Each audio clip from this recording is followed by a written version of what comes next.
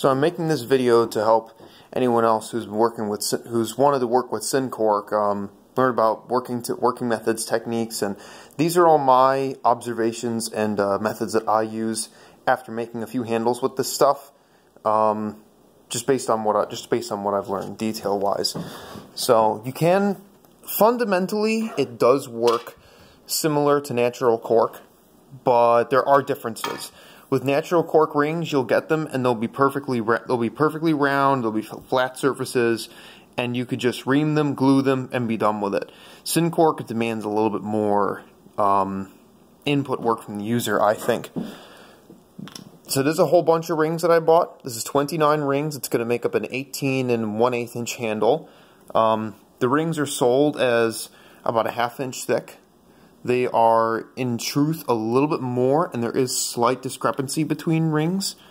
Some of them are a little bit bigger. I'm sorry, I'm doing this with my cell phone. I have no other camera. You can see these are two rings. One is slightly thicker than the other. 0.625 inches, which is, what's that mentioned? 7/16? No, 9/16? 9/16 of an inch. That's the minimum size I've found. I have had them up to 3/4 of an inch, so take that into consideration. They are a little bit thicker than they're advertised. But still, I recommend you get a few extra because the surfaces are not always perfectly flat. Most of them, you get these because this is a molded material. It's a plastic-based foam that's extremely rigid and very, very light. Definitely lighter than cork. They have these little nubs on them. On some of the surfaces you can see there. There's some there, which probably won't cause you too much of an issue with gluing. You'll have a hard time getting real thin glue lines. So what I do is I take a knife, just a straight edge knife, and I just carve it off real quick just to make the surface flat. I'll do that on both sides. I check every single one. Sometimes they're mostly minimum like this. However, you can get some that have pretty big,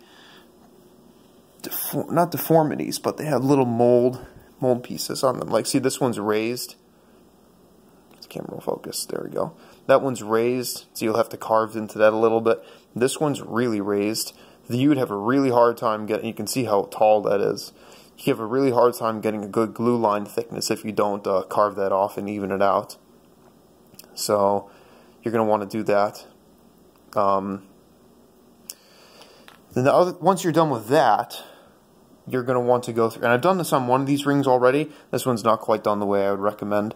You want to sand the surface very gently. You want to sand the surface just a little bit with probably a 60 grit, maybe 80 to 100 grit sandpaper fresh, because this is a plastic based material, so it doesn't sand as easily as wood will. You'll need a more aggressive paper to cut it.